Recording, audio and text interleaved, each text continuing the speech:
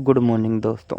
आज मैं सुबह सुबह उठ के अंदर से जैसे ही बाहर आया, बाहर आने के बाद मेरे को कानू दिखा।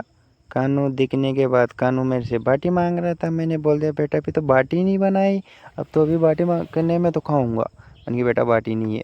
तो मैं बिना खाना खाए मैं निकल चुका हूँ गाँव के लिए। मेरी दन्नू को उठा के मैं निकल चुका हूँ गाँव के लिए, और मेरी दन्नू बढ़िया चल रही थी। मैं गांव के लिए रवाना हो गया क्योंकि गांव में शादी है भैया की 28 को।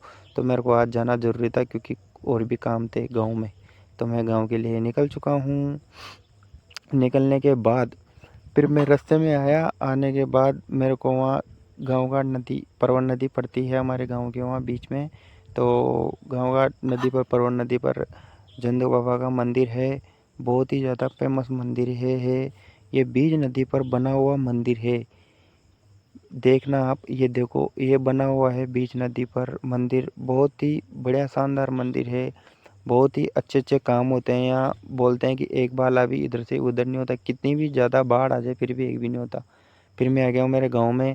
गांव में आने के बाद मैंने मौसम देखा, एक नंबर मौसम हो रहा था गांव का। गांव में आने के बाद एक नंबर मौसम हो रहा था। फिर मैंने मौसम का मज़ा लिया, आनंद लिया। आनंद लेने के बाद मेरे को थोड़ी पता था कि इतना भयंकर मौसम ख़राब होगा।